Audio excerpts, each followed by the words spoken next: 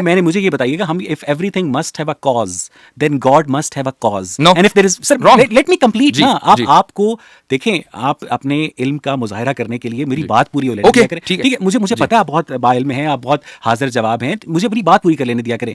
Burton Russell ने अपनी किताब why I am not Christian में लिखा है कि if everything must have a cause then God must have a cause, and if there is anything without cause से God, then idea of first cause is automatically rejected. If God can exist without cause then why not this universe. मुझे अपनी बात पूरी कर लेने दें। Infinite regret यहां पर अप्लाई होती है, ये उस गॉड की बात कर रहे हैं बर्टन रसल, लेकिन आप मेरे सामने एक ऐसा super natural non material God लेकर आ रहे हैं जो इस मेटीरियल वर्ल्ड को अदम से वजूद में लाया है, लेकिन उसको खुद वजूद रखने के लिए किसी टाइम और स्पेस की जरूरत नहीं है। तो मुझे यह बताइएगा कि अगर उसको खुद में वजूद में रखने के लिए किसी मेटीरियल वर्ल्ड की जरूरत नहीं है, तो वो इस मेटीरियल वर्ल्ड को उसने तख्लीक क्यों किया?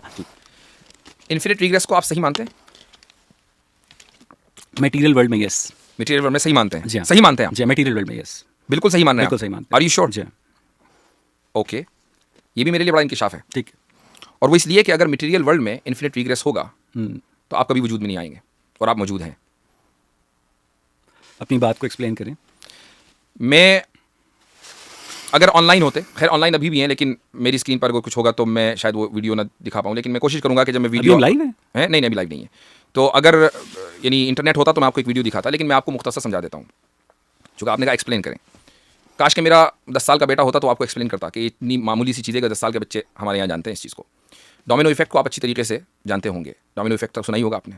तो सर अगर आप इन्फिनिट डोमिनोज एक जगह रख लें, तो जब वो इन्फिनिट होंगे तो चूँकि उसमें कोई फर्स्ट नहीं होगा, जब आप उसको गिराएंगे एक डोमिनो फिर दूसरा, इसी को डोमिनो इफेक्ट कहते हैं, तो चूँकि उसमें कोई फर्स्ट नहीं है जहाँ से उसका आगाज़ हुआ है, तो कोई लास्ट भी नहीं हो सकता, इसी को कहते हैं डोमिनो इफेक्ट। तो अगर आप मादी दुनिया में इन्फिनिट रिग्रेस के कायल हो जाएं, इसको एक दूसरी मिसाल से समझ लीजिए कि मसलन हमारा जो वजूद है वो हमारे माँ बाप की वजह से है, वो कॉज है, उनका कॉज उनके, और इस तरीके से सिलसिला चलता रहे, तो चूंकि कहीं पे रुकना नहीं होगा तो हमारा भी वजूद नहीं हो सकता। हमारे वजूद के लिए ज़रूरी है कि कहीं ना कहीं ये सिलसिला रुके।